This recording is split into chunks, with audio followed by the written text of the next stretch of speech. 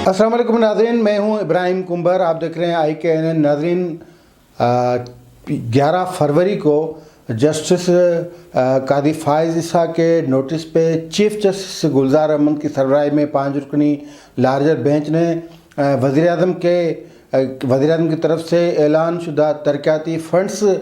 के बारे केस की समाअत की और उस केस की समाअत के दौरान जजेस के माबैन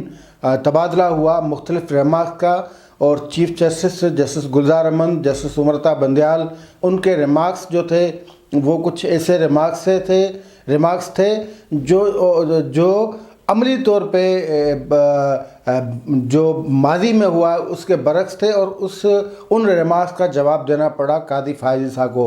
यानी हम कह सकते हैं कि बेंच में जजों के माबैन रिमार्क्स का न फ़कत तबादला हुआ लेकिन मुकाबला हुआ और एक दूसरे के ख़िलाफ़ रिमार्क्स दिए गए। तासुर उभरा कि ये जजेस जो बात कर रहे हैं वो एक दूसरे के बिल्कुल बरखिलाफ़ है। बेंच में मौजूद थे जस्टिस कादी फ़ाइज़ ईसा, उनके साथ 4 जज जिनकी सरबराही चीफ जस्टिस कर रहे थे, जस्टिस गुलजार अहमद, जस्टिस मशीर आलम, जस्टिस उमरता बंदयाल, जस्टिस एजाजुल हसन और जस्टिस कादी फ़ाइज़ ईसा। बुनियादी इशू, जैसा कि इससे पहले हमने एक प्रोग्राम किया है कि तरक्याती फ़ंड्स के हवाले से जस्टिस कादी फ़ाइज़ ईसा ने नोटिस लिया था और वो बात भी हकीकी थी कि वज़ीर-ए-आज़म पाकिस्तान ने सेनेट के इंतखाबात नज़दीक आते ही अपने असम्बली मेंबरान को 50-50 करोड़ रुपए की तरक्याती फ़ंड्स देने का ऐलान किया। लेकिन आज जब फिनांस मिनिस्ट्री की तरफ से जो रिपोर्ट पेश की गई उस रिपोर्ट में कहा गया कि ऐसी कोई हिदायत हमें नहीं मिली। अटार्नी जनरल ने भी कहा, अटार्नी जनरल ने आज एतराज़ उठाया कि वज़ीर-ए-आज़म से जवाब तलब नहीं किया जा सकता या उनको जवाबदेह नहीं बनाया जा सकता, जिसकी हिमायत की चीफ जस्टिस गुलजार अहमद ने ये कह के कि हम वज़ीर-ए-आज़म ऑफिस का जो कंट्रोल संभालने के नहीं बैठे। और जस्टिस उमरता बंदयाल ने तो यहाँ तक कह दिया कि वज़ीर-ए-आज़म जवाबदेह नहीं है क्योंकि जो आर्डर दिया गया था उसमें प्रिंसिपल सेक्रेटरी यानी वज़ीर-ए-आज़म के सेक्रेटरी से जवाब तलब किया गया था। तो वज़ीर-ए-आज़म जवाबदेह नहीं है, वज़ीर-ए-आज़म को आइनी इस्तिस्ना हासिल है। बात अपनी जगह पे दुरुस्त है, लेकिन वज़ीर-ए-आज़म फ़कत इमरान खान नहीं है जिसको आइनी इस्तिस्ना हासिल हो। वज़ीर-ए-आज़म तो राजा परवेज़ अशरफ भी थे, वज़ीर-ए-आज़म तो यूसुफ रज़ा गिलानी भी थे, वज़ीर-ए-आज़म तो मियां नवाज़ शरीफ भी थे। फिर उनको ये इस्तिस्ना क्यों नहीं था? फिर उनको क्यों घसीटा गया अदालतों में? उनको क्यों नोटिस दे दिए गए? उनको क्यों पेशियों पे तलब किया गया? ये सारी सूरत हाल है। यही बात जस्टिस कादी फ़ाइज़ ईसा ने धीमे अंदाज में कही कि मुझे ये पता नहीं कि आइनी इस्तिस्ना हासिल है या नहीं, लेकिन मादी में इन्हीं अदालतों में वज़ीर-ए-आज़म और वज़राए आला को तलब किया जाता रहा है। ये तबादला था रिमार्क्स का। एक ही बेंच में मौजूद जजेस जब एक दूसरे के ख़िलाफ़ जो रिमार्क्स दे रहे थे तो सुनने वालों को यही लग रहा था कि इनकी तो आपस में बनती ही नहीं। लेकिन ये समाअत फिर ख़त्म हो गई, केस ही ख़त्म हो गया। चीफ जस्टिस ने जब सूबाई और वफाकी हुकूमतों की जो रिपोर्ट्स थी वो पढ़ी तो उन पे इत्मीनान का इज़हार कर दिया और वज़ीर-ए-आज़म का जो बयान था, मतलब वज़ीर-ए-आज़म का तो नहीं था, फिनांस मिनिस्ट्री का था जिस पे वज़ीर-ए-आज़म के दस्तखत थे, तो उन पे इत्मीनान का इज़हार किया चीफ जस्टिस ऑफ पाकिस्तान ने और कहा कि ये मुदल्लिल बयान है और जो स्टेटमेंट है वो ज़बरदस्त है, हम उसको कबूल करते हैं और उस पर केस सारा निपटा दिया गया। केस तो निपटा दिया गया, लेकिन उसी समाअत में जस्टिस कादी फ़ाइज़ ईसा ने कहा कि मुझे एक मैसेज आया है किसी अननोन ज़राए से और वो एक जो हल्का है NA 65 उसमें तरक्याती काम हो रहे हैं, रास्तों पे जो हैं वो उसके लिए फ़ंड्स दे दिए गए हैं, तो उसका भी ज़िक्र चला। उस ज़िक्र पे फिर बात छिड़ी, फिर वज़ीर-ए-आज़म की हिमायत में जजेस बोलने लगे। लेकिन यहाँ से जस्टिस कादी फ़ाइज़ ईसा ने कहा कि कल अटार्नी जनरल कह रहे थे कि वज़ीर-ए-आज़म के पास हर तरदीद वो नहीं कर सके, इतना टाइम नहीं होता, लेकिन कल वो लिफाफे बांट रहे थे तो कल वो मसरूफ़ नहीं थे। इस तरह की बातें हुई। लेकिन फिर इस मामले का जब तहरीरी जो हुक्मनामा आया उसमें डायरेक्ट अदालत ने लिखा اب یہ تھوڑا عدالتی وہ کنفیوژن بھی جو لیگل اس کی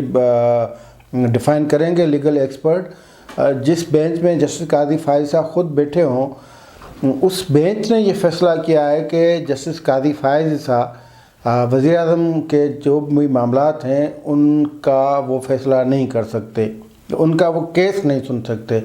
کیونکہ جسٹس قاضی فائز صاحب یہ بینچ سماعت کے دوران بھی بات ہوئی تھی کہ فریق ہیں وزیر اعظم اور جسٹس قاضی فائز صاحب ایک دوسرے کے ایک کیس میں۔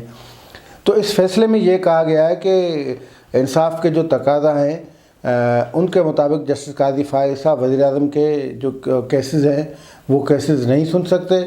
اور اس کے یہ کہہ سکتے ہیں ہم کہ سپریم کورٹ نے جسٹس قاضی فائز صاحب کو روک دیا ہے وزیر اعظم کے حوالے سے جتنے بھی کیسز ہیں وہ سننے سے، پہلی بات۔ دوسری بات یہ کہ جس کیس کا حوالہ دیا گیا ہے وہ کیس ریفرنس تھا،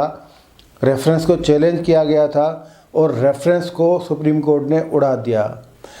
اب اسی کیس کا پھر حوالہ دے دیا گیا ہے کہ ریفرنس تو اڑ گیا، لیکن وہ معاملہ اب تک سپریم کورٹ نے اس فیصلے سے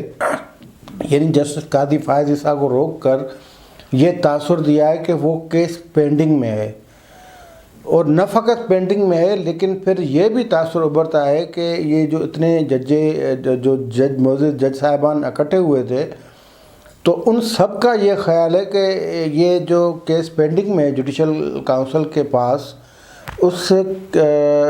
فیصلے سے یہ ظاہر ہو رہا ہے کہ اس کا فیصلہ یعنی جسٹس قاضی فائز صاحب کے خلاف جو ایف بی آر کی رپورٹ ہے اور سپریم کورٹ کا جو فیصلہ ہے کہ جوڈیشل کاؤنسل اس پہ سو موٹو نوٹس لے سکتی ہے، تو یہ تاثر پھر پیدا ہوتا ہے کہ سپریم جوڈیشل کاؤنسل نے اس کا نوٹس لینا ہی لینا ہے۔ سپریم کورٹ کے جو ریٹن آرڈر تھا وہ اس ریٹن آرڈر میں یہ سمپل سی بات کی گئی کہ جیسا کہ جسٹس قاضی فائز صاحب نے وزیر اعظم عمران خان کے خلاف کیس درج کیا ہوا ہے اس لیے وہ ان کے کیسز نہیں سن سکتے۔ پھر واٹس ایپ کا والا معاملہ بھی تھا، پھر اٹارنی جنرل کا بھی ذکر تھا، پھر صوبوں کے رپورٹ کی ذکر تھا، یہ تمام معاملات تھے، لیکن اس سارے فیصلے میں سے یہ تاثر ابھرتا ہے، یہ بات سامنے آتی ہے کہ وہ جو معاملہ لٹک رہا ہے اور یہ سمجھا جا رہا ہے کہ ہو سکتا ہے کہ اس پہ نظر ثانی کی جائے یا اس سے گریز کیا جائے، یہ پنڈورا باکس کھولنے سے جسٹس قاضی فائز صاحب کو ہٹانے کی جو کوششیں ہو رہی تھیں، ہو سکتا ہے اس پہ پانی پڑ گیا ہو، معاملہ ٹھنڈا ہو گیا ہو سکتا ہے کہ ایف بی آر کی رپورٹ پر اس طرح ہی عمل ہوگا جس طرح ایف بی آر یا جو حکومتی ادارے ہیں وہ اسی طرح چھوٹ دے دیں گے جس طرح علیمہ خان کو یا جس طرح وزیر اعظم عمران خان کو استثناء دے دیا گیا تھا، لیکن اب اس فیصلے سے وہ نہیں لگ رہا۔ اب یہ لگ رہا ہے کہ سپریم کورٹ نے یہ مائنڈ بنا دیا، ویسے کہنا تو نہیں چاہیے لیکن تاثر یہ مل رہا ہے کہ سپریم کورٹ کی جو بینچ بیٹھی تھی آج، اس نے یہ ذہن بنایا ہوا ہے کہ جو معاملہ ایف بی آر کی رپورٹ جسٹس قاضی فائز صاحب کے حوالے سے یعنی اس کے خاندان کے حوالے سے جو جوڈیشل کاؤنسل میں پڑی ہوئی ہے وہ ایک دن اس پہ سو موٹو لیا جائے گا اور پھر آخر میں جسٹس قاضی فائز صاحب کو ذمہ وار قرار دیا جائے گا کہ یہ جو ملکیت ہے باہر آپ کے 3 بنگلے ہیں وہ آپ کی ملکیت ہیں